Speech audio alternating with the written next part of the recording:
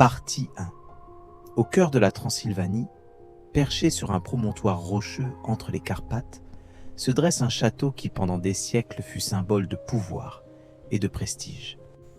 Et qu'aujourd'hui, des millions de personnes visitent en cherchant des frissons qui n'ont peut-être jamais existé comme on les imagine. Cette forteresse naquit comme un instrument de contrôle territorial et de défense.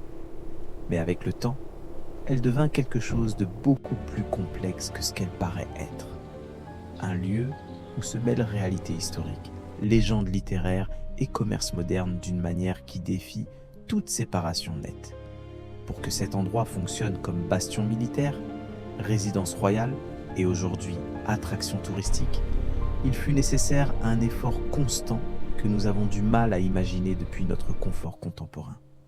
Des centaines de vies passèrent entre ces murs, certaines documentées, d'autres effacées par le temps, toutes liées à une structure qui semble défier les époques avec son silence de pierre et ses tours pointues vers le ciel de Roumanie. Comment se finança réellement un projet de cette magnitude au fil des siècles et quel impact eut-il sur ceux qui le soutinrent génération après génération? Qui furent les personnes invisibles qui travaillèrent ici? Non seulement lors de sa construction, mais durant les longues périodes de restauration, d'entretien, de défense. Et quel rôle jouèrent-elles dans l'histoire d'un château qui aujourd'hui appartient plus au mythe qu'à la mémoire collective roumaine? Et pourquoi aujourd'hui le parcourons-nous comme attraction touristique en pensant davantage à un vampire fictif qu'à tout ce qu'impliqua maintenir debout cette forteresse durant près de 700 ans? Dans les prochaines minutes, nous allons parcourir l'histoire documentée du château de Bran, depuis ses origines médiévales jusqu'à sa transformation en icône culturelle mondiale, et réfléchir sur ce que représente vraiment cet édifice au-delà des capes noires et des crocs de cinéma. Si les histoires de châteaux, forteresses et les mondes qui existèrent à l'intérieur de leurs murailles t'intéressent, abonne-toi. Nous commençons. Officiellement, le château de Bran est considéré comme l'un des monuments historiques les plus importants de Roumanie. Situé à la frontière entre la Transylvanie et la Valachie, les conditions de siège au château de Bran étaient dures. Aujourd'hui, c'est un musée type conservatoire pour Dracula. Il fut érigé sur un passage stratégique qui reliait deux des régions historiques les plus importantes du territoire roumain actuel. Architecturalement, il présente une structure médiévale caractéristique des forteresses de défense d'Europe centrale et orientale, avec des tours angulaires, des murs épais, des passages étroits, des cours intérieures irrégulières et une adaptation remarquable au terrain rocheux sur lequel il repose. Pour la reine Marie, le château de Bran était un refuge, un lieu où exerce sa créativité et son autonomie.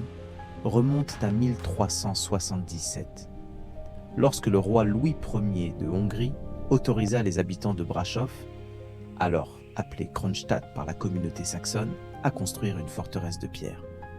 À cette autorisation répondait à la nécessité de protéger la route commerciale qui traversait le col de Bran, un point vulnérable face aux incursions militaires et aux bandes de pillards qui parcouraient les montagnes. La construction initiale fut probablement modeste, érigée avec les ressources locales et la main-d'œuvre disponible parmi les artisans et paysans de la région.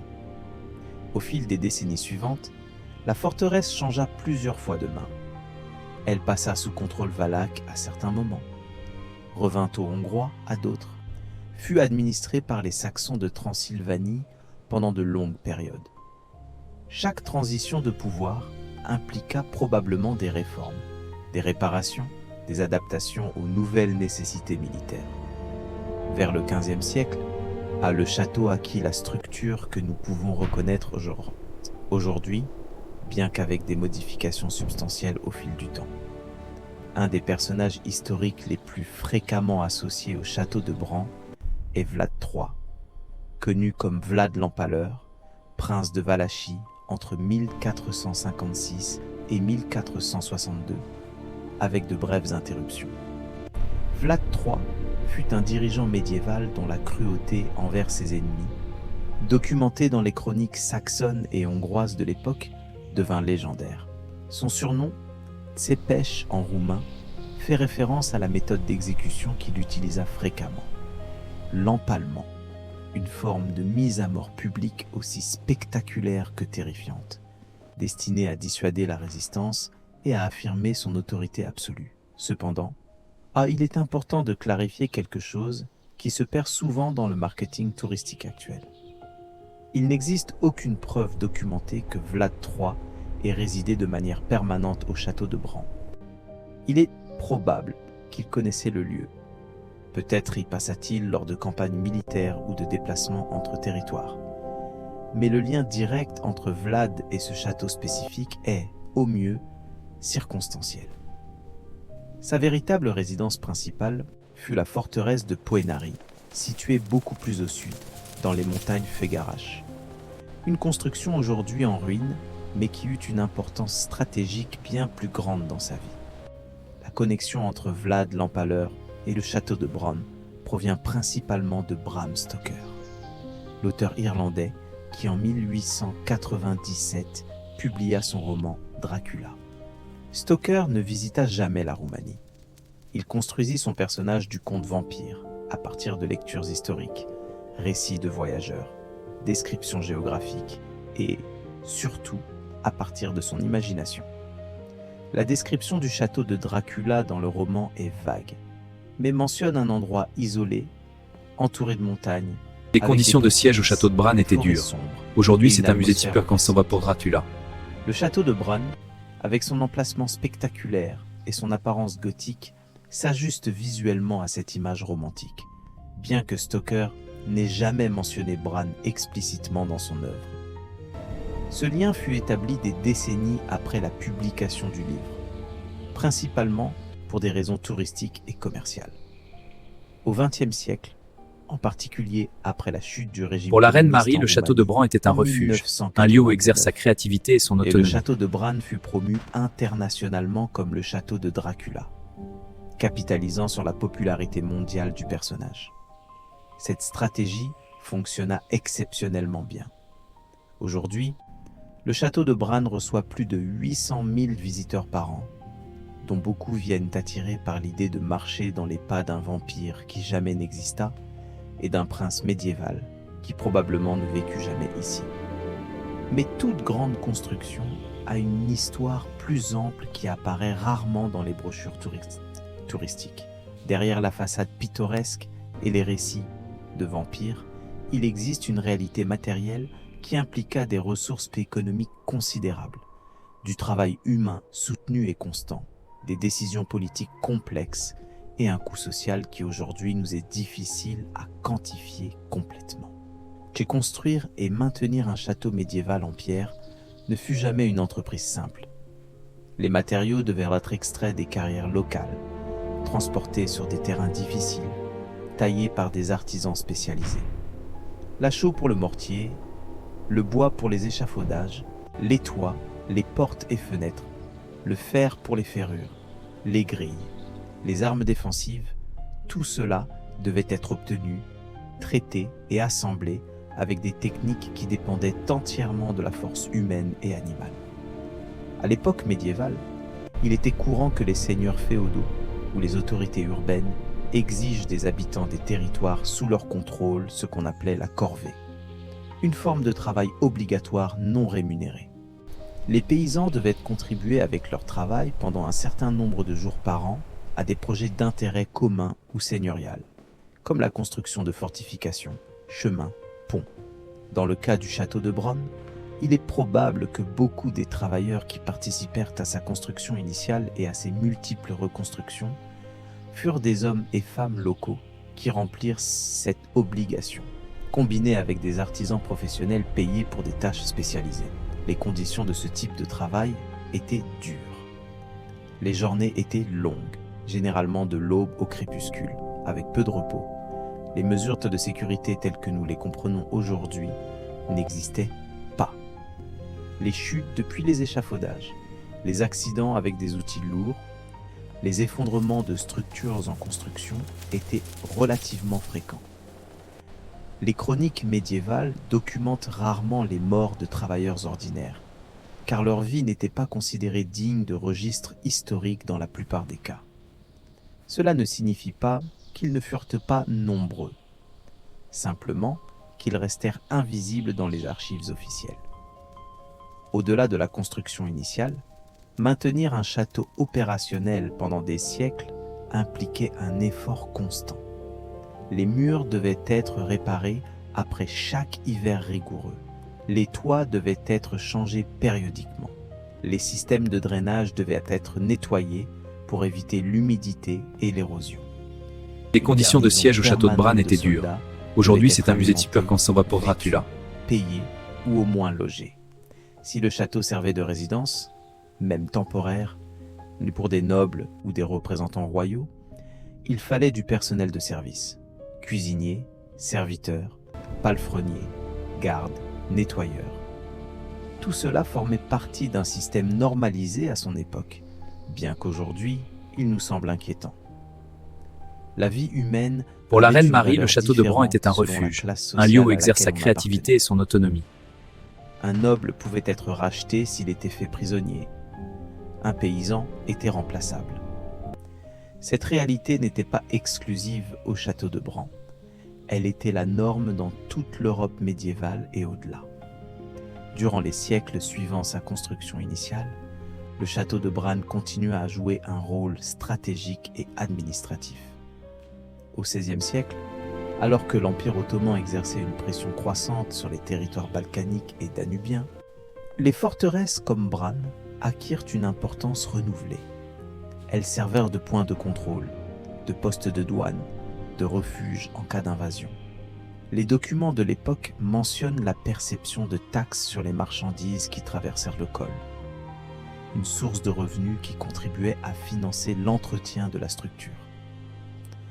Au XVIIe et XVIIIe siècle, avec les changements dans les techniques militaires et l'apparition des armes à feu plus puissantes, beaucoup de châteaux médiévaux perdirent leur utilité défensive originale. Le château de Bran ne fut pas une exception.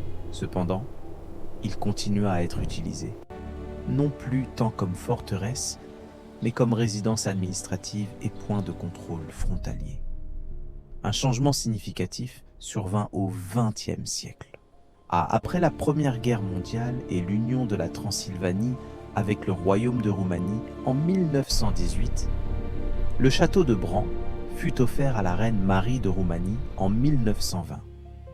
Marie, petite fille de la reine Victoria du Royaume-Uni et du tsar Alexandre II de Russie, était une figure charismatique et influente. Elle tomba amoureuse du château et entreprit une restauration extensive, le transformant en résidence d'été pour la famille royale. Cette transformation impliqua des travaux considérables. Des pièces furent reconverties, de nouveaux meubles furent apportés, des jardins furent aménagés, des systèmes modernes d'eau et d'électricité furent installés. La reine Marie personnalisa plusieurs espaces avec son propre goût artistique, incorporant des éléments décoratifs de différentes cultures, au reflet de ses voyages et de ses connexions internationales. Le château, qui pendant des siècles fut un lieu austère et fonctionnel, acquit pour la première fois une dimension de confort domestique et de raffinement esthétique. Cependant, cette époque de splendeur royale fut brève.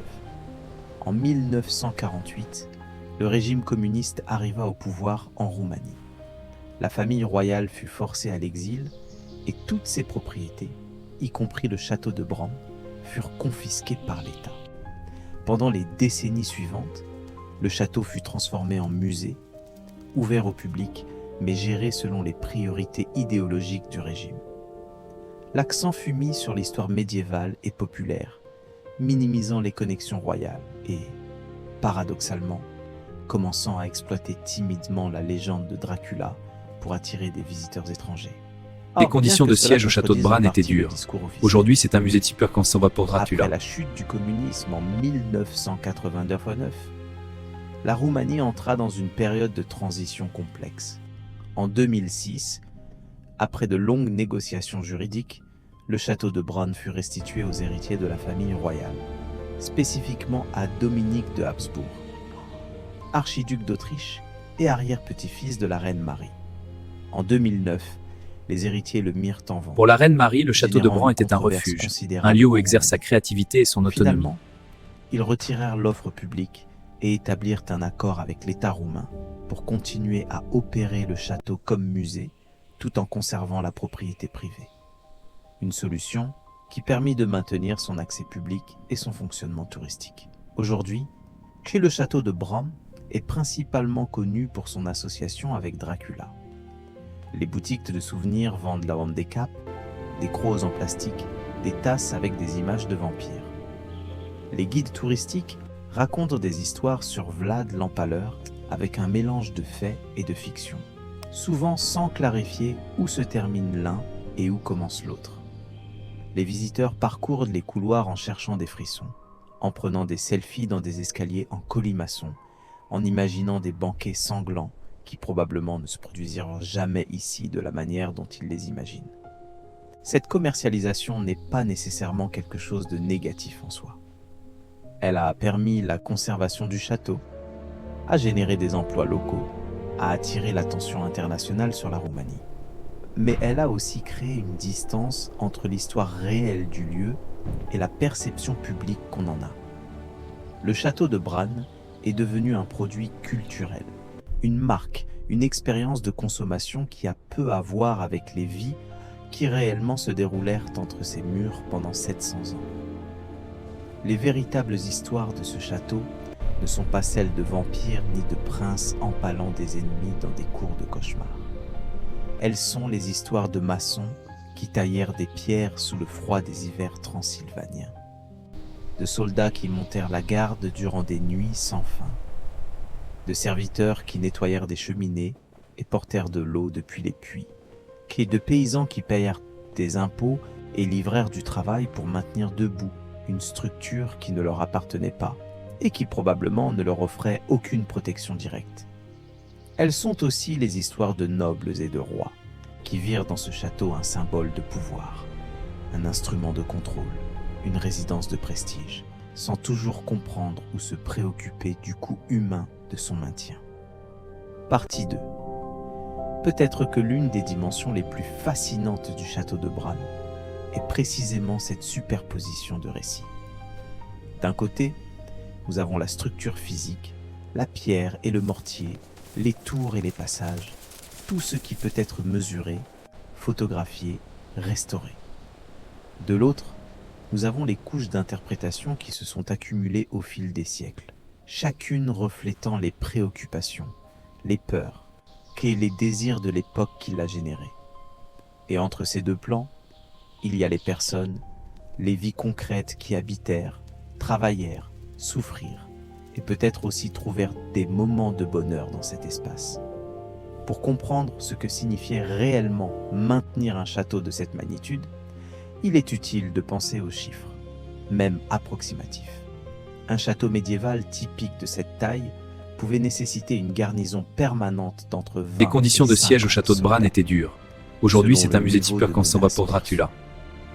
Ces hommes devaient être nourris quotidiennement, ce qui impliquait des cuisines opérationnelles, des réserves de nourriture, du bois pour les feux, de l'eau potable. Ils devaient avoir des vêtements, des armes, un lieu pour dormir.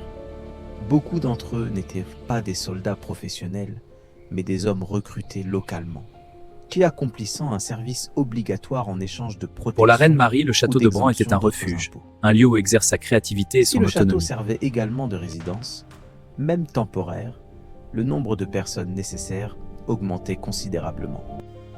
Il fallait des serviteurs pour nettoyer les chambres, préparer les repas, servir à table, s'occuper des vêtements, des chevaux si des nobles voyageaient avec leur propre escorte. Il fallait des artisans pour réparer constamment les outils, les meubles, les structures endommagées. Il fallait des gardes supplémentaires pour la sécurité personnelle des résidents de haut rang.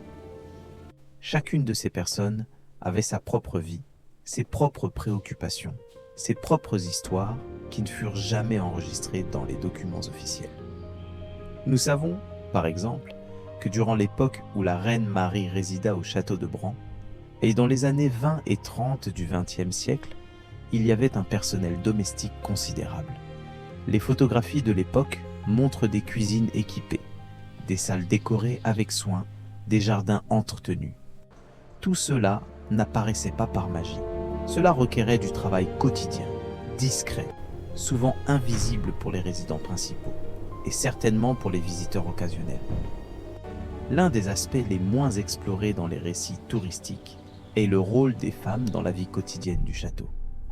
Dans les sociétés médiévales et même dans les périodes plus récentes, les femmes effectuaient une grande partie du travail domestique non rémunéré ou mal rémunéré. Elles cuisinaient, cousaient, nettoyaient, prenaient soin des malades, éduquaient les enfants des familles nobles, géraient les réserves. Certaines femmes de classe supérieure, comme la reine Marie elle-même, avaient un pouvoir et une influence considérables. Mais la grande majorité des femmes associées au château au fil des siècles furent des travailleuses dont les noms ne furent jamais consignés. Il était probable que durant les périodes de construction et de reconstruction intensive, des familles entières furent impliquées. Pendant que les hommes travaillaient sur les échafaudages ou dans les carrières, les femmes et les enfants s'occupaient de tâches de soutien. Préparer la nourriture pour les travailleurs, transporter de l'eau, nettoyer les outils, peut-être même participer à des tâches moins exigeantes physiquement, mais tout aussi nécessaires.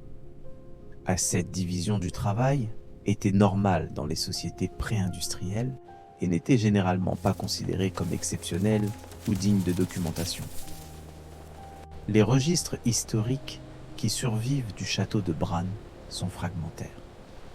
Beaucoup de documents furent perdus durant les multiples changements de pouvoir, les guerres, les incendies, la simple négligence. Ce que nous pouvons reconstruire aujourd'hui est basé sur des fragments. Des registres de taxes, des lettres occasionnelles, des descriptions dans des chroniques plus amples qui mentionnent le château en passant, des inventaires de biens réalisés durant les transitions de propriété. Un de ces inventaires, réalisé au XVIIe siècle, mentionne la présence d'armes défensives, de provisions de nourriture pour plusieurs mois, de tonneaux de vin, d'outils agricoles. Les conditions de siège au château de Bran étaient dures. Aujourd'hui, c'est un musée type quand s'en va pour Dracula. Militaire, mais aussi comme centre économique d'une zone plus ample. Il est probable qu'il possédait des terres agricoles environnantes, cultivées par des paysans qui payaient une partie de leurs récoltes comme loyer ou impôt. Ces récoltes étaient alors stockées dans le château, utilisées pour alimenter la garnison et le personnel, et peut-être aussi vendues ou échangées pour obtenir d'autres biens nécessaires. Pour la reine Marie, le château de Bran était un refuge, un lieu où exerce sa créativité et son autonomie. Était essentiel pour sa survie à long terme. Sans une base productive qui générait des ressources, aucune fortification ne pouvait se maintenir indéfiniment.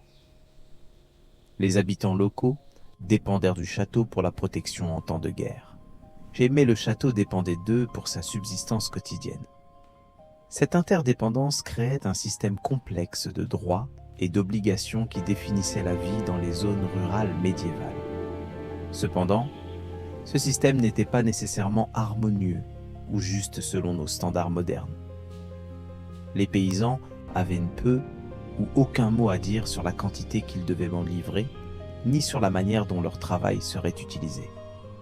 En temps de conflit, ils étaient souvent les plus vulnérables, leur culture détruite, leurs maisons brûlées, eux-mêmes forcés de fuir ou de servir dans des armées qu'ils n'avaient pas choisies. Le château pouvait offrir un refuge temporaire, mais il pouvait aussi être une source d'exploitation et de souffrance. Durant les périodes de siège militaire, qui furent plusieurs au long de l'histoire du château de Bran, les conditions à l'intérieur des murs devaient être extrêmement difficiles. Les réserves de nourriture s'épuisaient.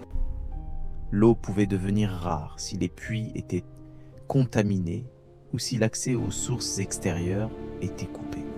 Les maladies se propageaient facilement dans des espaces confinés, avec beaucoup de personnes et peu d'hygiène. Les morts ne pouvaient pas toujours être enterrés de manière appropriée. La peur constante d'être capturés ou tués devait affecter profondément tous ceux qui vivaient ces expériences. Il n'existe pas de registre détaillé de sièges spécifique au château de Bran, mais nous savons que la région fut théâtre de nombreux conflits entre les Hongrois les Valaques, les Saxons transylvaniens et, plus tard, les Ottomans. Que chacun de ces conflits eut probablement un impact sur le château et sur les personnes qui s'y trouvaient. Les chroniques militaires de l'époque se concentrent généralement sur les mouvements de troupes, les batailles importantes, les noms des commandants. Elles mentionnent rarement ce qui arrivait aux habitants ordinaires, aux serviteurs, aux soldats de rang inférieur. Un autre aspect rarement discuté est le coût psychologique de vivre dans un environnement perpétuellement militarisé. Les châteaux médiévaux n'étaient pas des lieux confortables. Ils étaient froids en hiver, malgré les cheminées, car les courants d'air traversaient les pierres et les fenêtres étroites. Ils étaient humides, car les systèmes de drainage n'étaient pas toujours efficaces. Ils étaient sombres, car peu de lumière naturelle entrait. Et les bougies ou les torches étaient chères et devaient être utilisées avec parcimonie. Vivre dans un tel environnement pendant des mois ou des années devait affecter la santé physique et mentale des résidents. Pour les nobles ou les commandants militaires, cela pouvait être compensé par le prestige, le pouvoir, l'accès à de meilleurs aliments. Les conditions de siège au château de Bran étaient dures. Aujourd'hui, c'est un musée type Constantin pour Dracula. Il y avait peu de compensation. Leur vie était de service, de devoir, de survie quotidienne dans des conditions que nous aujourd'hui considérerions inacceptables. Lorsque nous visitons le château de Bran aujourd'hui, nous le voyons transformé. Les pièces sont propres, bien éclairées par l'électricité moderne, chauffées si nécessaire, décorées avec des meubles et des objets. Pour la reine Marie, le château de Bran était un refuge, un lieu où exerce sa créativité et son autonomie. Les toits réparés, les escaliers sécurisés avec des balustrades. Nous marchons à travers les espaces en groupe touristique, avec des guides qui nous racontent des histoires soigneusement préparées, dans un environnement totalement contrôlé et sûr. Il est difficile, dans ces circonstances, d'imaginer ce que signifiait vraiment vivre et travailler ici, lorsque le château était un lieu fonctionnel et non un musée. Les sons devaient être différents. Le bruit constant du vent à travers les pierres, les pas de soldats sur les remparts, le crépitement des feux, les voix des serviteurs appelant d'une pièce à l'autre, peut-être les cris d'animaux domestiques gardés dans les cours. Les odeurs aussi, fumée de bois, nourriture cuisinant, sueur humaine, excréments d'animaux, humidité de pierre. Cette réalité sensorielle et matérielle est presque impossible à recréer. Et peut-être n'est-il pas nécessaire de le faire pour apprécier la valeur historique du lieu. Mais il est important de se rappeler qu'elle existait, que derrière chaque pierre taillée, il y eut une main humaine. Derrière chaque décision architecturale, il y eut un calcul économique et militaire. Derrière chaque période de paix, il y eut des périodes de conflit et de souffrance. Le lien avec Vlad l'Empaleur et la légende de Dracula, bien qu'historiquement ténue, n'est pas complètement arbitraire. Il existe une raison pour laquelle ce château en particulier fut choisi comme symbole de la légende vampire. Son apparence physique, avec ses tours pointues, ses murs épais, sa position dominante sur le paysage environnant, correspond à l'image archétypale d'un château gothique. Le contexte transylvanien, avec ses forêts denses, ses montagnes imposantes, son histoire riche en conflits et en légendes populaires, fournit le cadre parfait pour une narration de terreur. Bram Stoker, lorsqu'il écrivit Dracula, cherchait à créer une atmosphère d'étrangeté exotique pour son public victorien britannique. La Transylvanie, pour les lecteurs anglais de la fin du XIXe siècle, était un lieu lointain, mystérieux, associé à des superstitions et à une arriération perçue. Stoker utilisa des descriptions géographiques réelles, obtenues de livres de voyage et de cartes, mais les mélangea avec des inventions pour créer son propre monde fictionnel. Le personnage de Dracula lui-même fut inspiré par plusieurs sources. Vlad l'Empaleur fut l'une d'entre elles, mais pas la seule. Stoker s'inspira également de légendes folkloriques sur les vampires, communes dans tout le sud-est européen. De figures historiques comme Elisabeth Bathory, la comtesse hongroise accusée de torturer et tuer des jeunes femmes, et de conventions littéraires gothiques qui existaient déjà dans la littérature anglaise et allemande. Ce qui rendit Dracula si influent ne fut pas tant son originalité absolue, mais la manière dont Stoker combina tous ces éléments en une narration cohérente. Les conditions de siège au château de Bran étaient dures. Le vampire Aujourd'hui, c'est un musée typique quand s'en va pour Dracula. Séduisant, dangereux, étranger. Il représentait des peurs victoriennes sur la sexualité, l'immigration, la contamination, la perte de contrôle. Le château de Dracula dans le roman est un espace de captivité et de transformation, où Jonathan Harker, le protagoniste, perd progressivement sa sécurité et sa raison. Le château de Bran ne fut jamais mentionné par Stoker. Pour la reine Marie, le château de Bran était un refuge, un lieu où exerce sa créativité et son autonomie. Littéraire. Lorsque l'industrie touristique roumaine commença à promouvoir cette connexion dans la seconde moitié du XXe siècle, elle ne créait pas complètement une fiction. Elle établissait un lien symbolique qui avait une certaine logique narrative et visuelle. Le problème survient lorsque cette connexion symbolique est présentée comme fait historique, lorsque les visiteurs partent en croyant que Vlad l'Empaleur vécut réellement ici, ou que Bram Stoker visita le château. Cette confusion entre fiction et réalité n'est pas unique au château de Bran. Elle se produit dans de nombreux sites touristiques à travers le monde où des légendes et des récits populaires sont commercialisés comme histoires authentiques. Dans certains cas, cela est relativement inoffensif, une forme de divertissement qui ne prétend pas être complètement véridique. Dans d'autres cas, cela peut obscurcir ou déplacer les véritables histoires qui méritent d'être racontées. Dans le cas du château de Bran, la véritable histoire est suffisamment fascinante sans nécessiter l'ajout de vampires fictionnels. C'est l'histoire d'une structure qui survécut à près de 700 ans de changements politiques, technologiques, sociaux. C'est l'histoire de multiples générations qui construisirent, maintinrent, habitèrent, défendirent et finalement transformèrent cet espace. C'est l'histoire de la relation entre le pouvoir et l'architecture, entre les individus et les institutions, entre le passé et le présent. Lorsque la reine Marie reçut le château en 1920, elle le vit non seulement comme une résidence, mais comme un projet personnel. Elle investit ses propres ressources et son temps dans sa restauration, conçut des espaces selon ses goûts, créa des jardins qu'elle pouvait parcourir, décora des salles où elle pouvait recevoir des invités.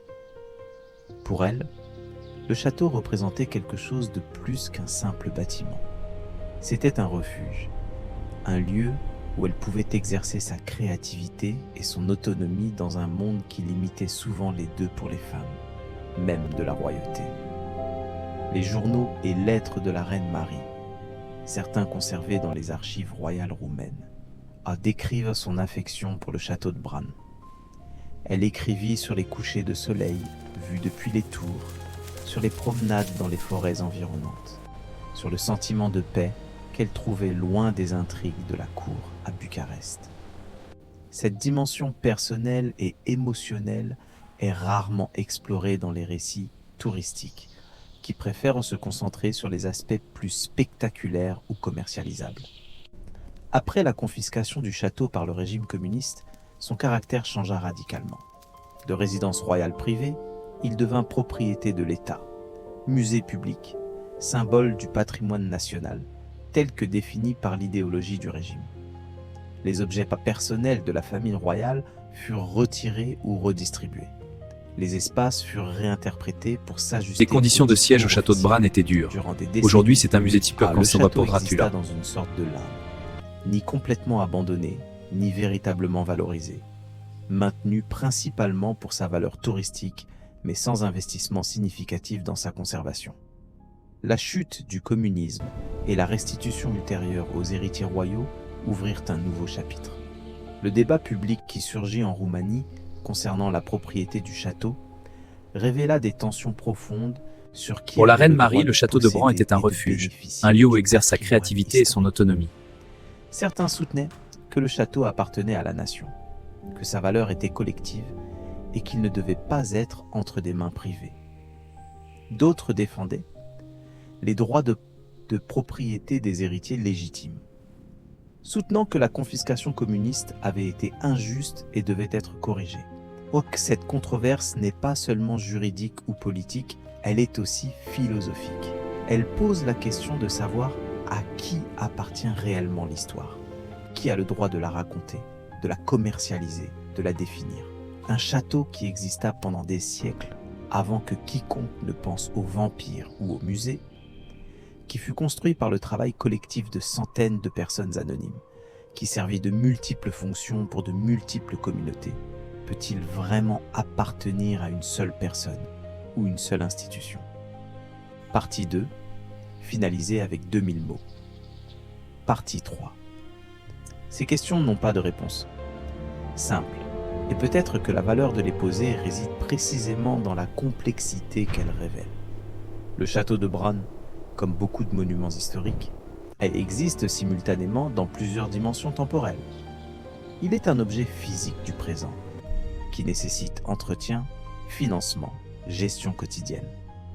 Il est aussi un vestige du passé, porteur de multiples couches d'histoire qui peuvent être interprétées de différentes manières. Et il est un symbole, une image, une idée qui vit dans l'imagination collective et qui peut être aussi puissante que sa réalité matérielle. Pour les visiteurs qui parcourent aujourd'hui le château, l'expérience était médiatisée par toutes ces couches. Ils voient les murs médiévaux, mais aussi les restaurations du XXe siècle. Ils entendent tant des histoires sur Vlad l'Empaleur, mais aussi sur la reine Marie. Ils prennent des photos qui seront partagées sur les réseaux sociaux, créant de nouvelles images du château qui circuleront dans le monde numérique, en se détachant progressivement de leur contexte historique et géographique original. Cette transformation de l'expérience historique en contenu consommable n'est pas unique au château de Bran. Elle caractérise une grande partie du tourisme culturel contemporain. Nous visitons des lieux, non seulement pour apprendre sur eux, mais pour pouvoir dire que nous y étions, pour accumuler des expériences que nous pouvons documenter et partager.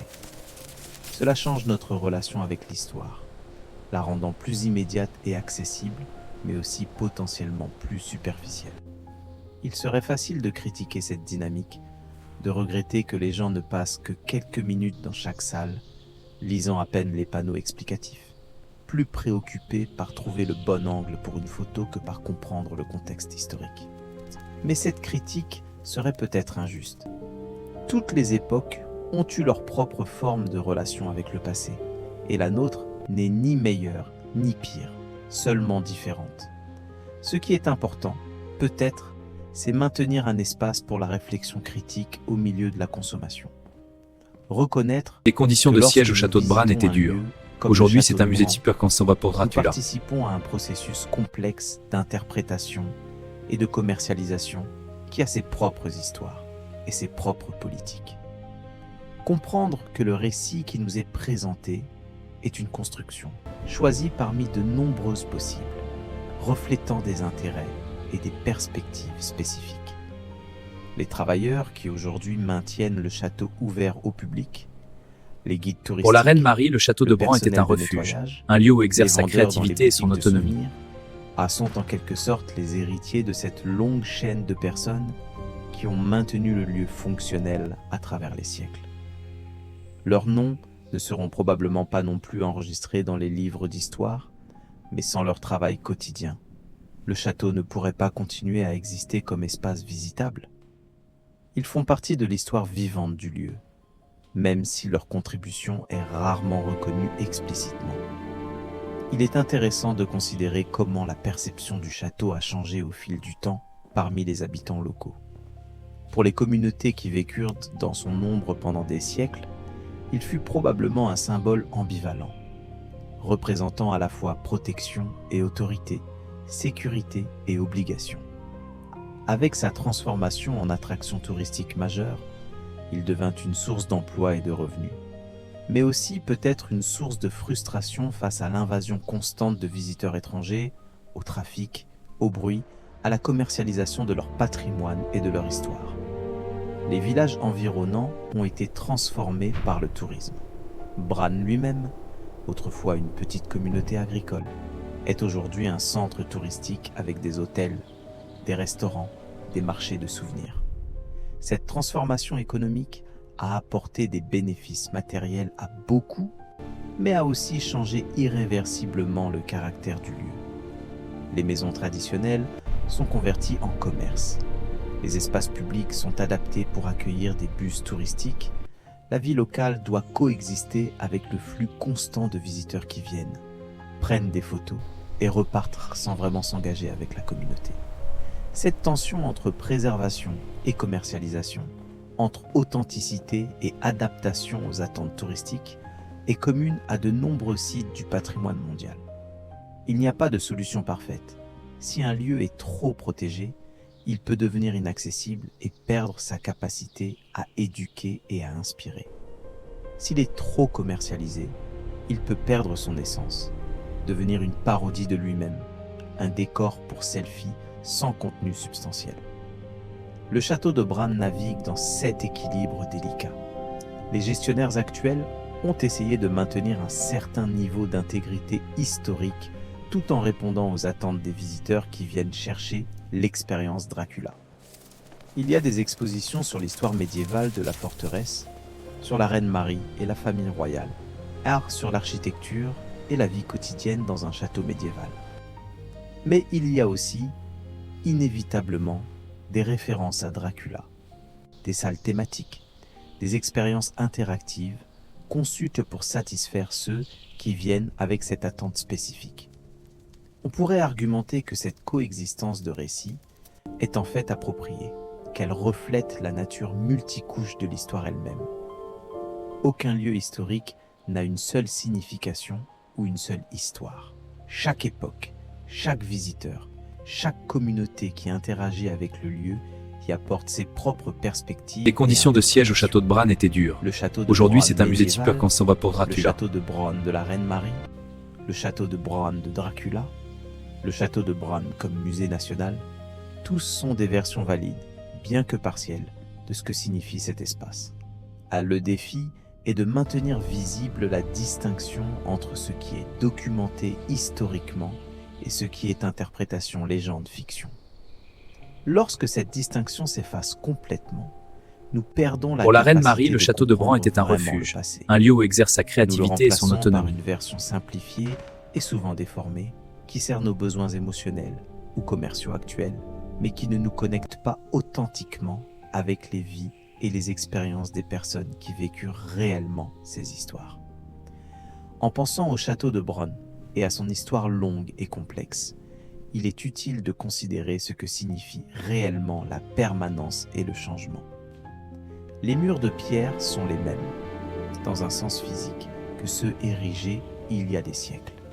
Les pierres individuelles furent taillées et placées par des mains médiévales.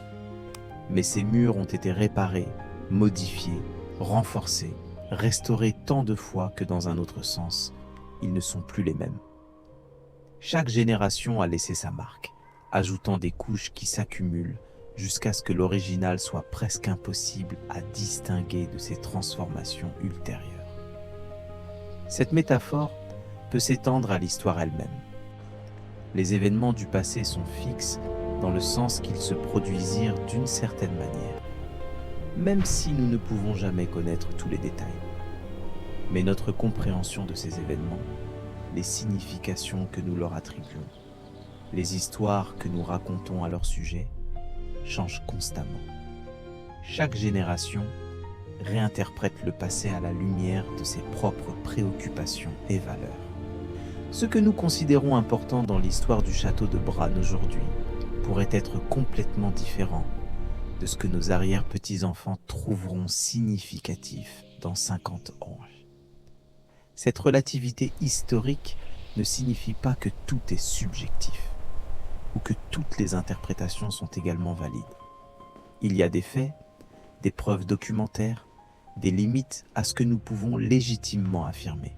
Mais dans ces limites, il y a un espace considérable pour l'interprétation, pour différentes emphases, pour différents récits. L'important est d'être transparent sur le processus d'interprétation, de reconnaître nos propres perspectives et limitations, de rester ouvert à de nouvelles preuves et à de nouvelles compréhensions. L'une des leçons que le château de Bran peut nous enseigner est précisément sur la nature de la mémoire historique et comment elle est construite et contestée. Ce château ne devint pas célèbre pour ses véritables accomplissements historiques, qui, bien que significatifs, ne furent pas exceptionnels comparés à d'autres forteresses médiévales de la région. Il devint célèbre à cause d'une association avec une fiction littéraire, une connexion établie rétrospectivement pour des raisons commerciales, et qui maintenant définit son identité publique plus que n'importe quel fait historique réel. Cela nous dit quelque chose d'important sur comment fonctionne la culture dans notre monde contemporain. Les récits qui réussissent, qui deviennent dominants, ne sont pas nécessairement ceux qui sont les plus véridiques ou les mieux documentés.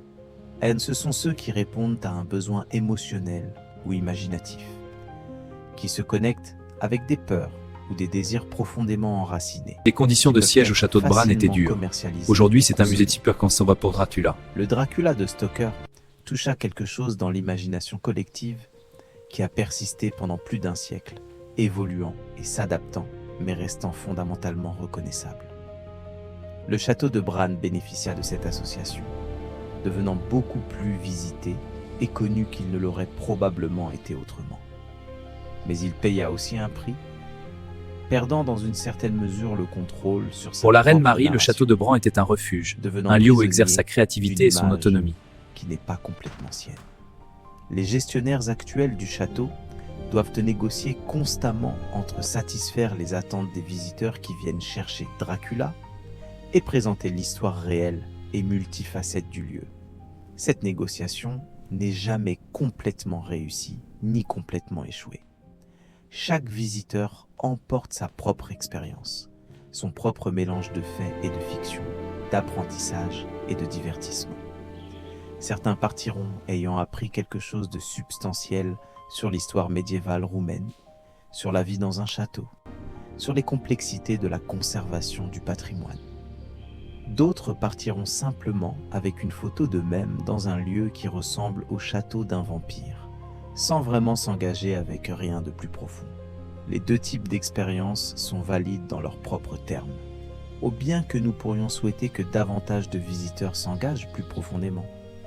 L'éducation historique et l'appréciation du patrimoine ne peuvent pas être imposées.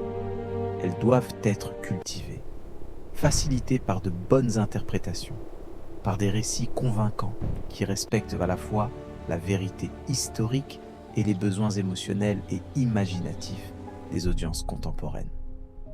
En réfléchissant sur l'histoire complète du château de Bran, depuis sa construction au XIVe siècle jusqu'à son statut actuel comme attraction touristique majeure, plusieurs thèmes émergent de manière récurrente. Le premier est le thème du pouvoir et de son expression à travers l'architecture.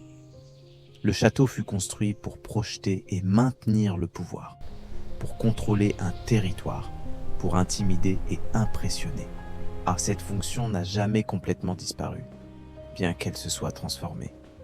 Aujourd'hui, le pouvoir qu'il projette est culturel et économique plutôt que militaire, mais il reste un symbole de capacité et de domination. Le deuxième thème est celui du travail invisible et du coût humain. Derrière chaque grande construction, chaque projet monumental, il y a des milliers d'heures de travail humain, souvent effectuées dans des conditions difficiles par des personnes dont les noms et les histoires ne furent jamais enregistrés. Reconnaître cette réalité ne diminue pas nécessairement la valeur esthétique ou historique du monument, mais elle nous rappelle qu'il n'y a pas de grandeur sans coût, qu'aucune réalisation humaine n'est jamais purement triomphante. Le troisième thème est celui de la transformation et de l'adaptation. Le château de Bran a survécu pendant presque 700 ans, précisément parce qu'il a été capable de changer, de s'adapter à de nouvelles fonctions, de nouveaux propriétaires, de nouveaux contextes politiques et économiques. La rigidité aurait signifié l'obsolescence et l'abandon. La flexibilité, même au prix de perdre quelque chose de son caractère original, permis la survie. Le quatrième thème est celui de la relation complexe entre histoire et fiction, entre faits et mythes. Le château de Bran démontre comment Les conditions de siège au ces château de Bran étaient dures. Aujourd'hui, c'est un musée typeur quand ça va pour Dracula. Comment une fiction peut devenir plus puissante que la réalité dans la formation de la perception publique. Comment les mythes modernes peuvent se superposer aux réalités médiévales, créant quelque chose de nouveau qui n'est complètement ni l'un ni l'autre. Enfin, il y a le thème de la mémoire et de l'oubli. Ce que nous choisissons de nous rappeler d'un lieu comme le château de Bran, et ce que nous choisissons d'oublier. Pour la reine Marie, le château de Bran était un refuge, un lieu où exerce sa créativité et son autonomie. L'emphase contemporaine sur Dracula représente un choix collectif de privilégier le spectaculaire et le fictionnel sur le quotidien et le documenté. Ce n'est pas nécessairement mauvais, mais il est important d'être conscient que c'est un choix et qu'il y a d'autres histoires qui pourraient être racontées, d'autres aspects du lieu qui pourraient être mis en avant. Si nous devions marcher aujourd'hui à travers le château de Bran avec une pleine conscience de toutes ces couches d'histoire et de signification, notre expérience serait profondément enrichie. Nous verrions non seulement les murs et les tours, mais aussi les mains qui les construisirent. Nous entendrions non seulement les histoires de vampires et de princes, mais aussi les échos de toutes les vies ordinaires qui passèrent par ces espaces. Nous comprendrions que chaque pierre, chaque couloir, chaque fenêtre est un palimpseste, portant des traces de multiples époques et de multiples significations. Cette forme de vision historique profonde n'est pas facile à atteindre. Elle requiert du temps, de l'éducation, de la volonté de regarder au-delà des surfaces et des récits simples. Mais elle est possible, et elle est profondément gratifiante. Elle nous connecte non seulement avec le passé, mais aussi avec notre propre humanité, avec la continuité de l'expérience humaine à travers les siècles, avec la réalisation que les personnes qui vécurent dans des temps et des lieux très différents du nôtre partageaient fondamentalement les mêmes espoirs. Peur, désir et lutte. Le château de Bran nous invite, si nous le permettons, à cette forme de réflexion. Il nous offre la possibilité de penser sur ce que signifie construire, habiter, maintenir, transformer, conserver. Il nous pose des questions sur le pouvoir, la mémoire, l'identité, la valeur. Il nous défie de regarder au-delà du marketing et des mythes pour trouver quelque chose de plus substantiel et durable. En fin de compte, peut-être que la véritable terreur du château de Bran n'est pas celle des vampires imaginaires ou des princes cruels du passé lointain. Peut-être que c'est la terreur plus subtile de confronter l'abîme entre comment nous aimons imaginer l'histoire et comment elle fut réellement vécue. La terreur de reconnaître que le confort et la sécurité dont nous jouissons aujourd'hui furent construits littéralement sur le travail et parfois la souffrance de générations antérieures. La terreur de réaliser que les structures qui nous semblent permanentes et solides sont en réalité fragiles et temporaires, maintenues uniquement par un effort constant qui peut cesser à tout moment. Mais dans cette confrontation, il y a aussi quelque chose de libérateur. En reconnaissant honnêtement la complexité et l'ambiguïté de l'histoire, nous nous libérons de la nécessité d'histoires simples et moralement claires. Nous pouvons apprécier la beauté du château sans avoir besoin de prétendre qu'il fut construit sans coût humain. Les conditions de siège au château de Bran étaient dures. Aujourd'hui, c'est un musée typeur quand ça va pour Dracula. Fiction et fait. Nous pouvons valoriser la conservation du patrimoine sans ignorer les questions difficiles sur la propriété et l'accès. Cette mention, ce château perché sur son rocher transylvanien, ne fut jamais un monstre ni une victime. Il fut et continue d'être le résultat de choix humains, de circonstances historiques, d'évolutions culturelles et économiques. Pour la reine Marie, le château de Bran était un refuge, un lieu où exerce sa créativité et son autonomie. Maintenu par d'autres avec leurs propres préoccupations, transformé par d'autres encore avec de nouvelles visions. À chaque étape, il reflète quelque chose sur les sociétés qui l'ont produit et utilisé. Aujourd'hui, que nous marchons par ces salons, avec une certaine distance, comme visiteur temporaire dans un espace qui n'est pas le nôtre, qui appartient au passé et au patrimoine collectif. Nous prenons nos photos, nous écoutons nos guides, nous achetons nos souvenirs, et puis nous partons. Mais peut-être, si nous avons vraiment prêté attention, nous emportons avec nous quelque chose de plus que des images et des anecdotes.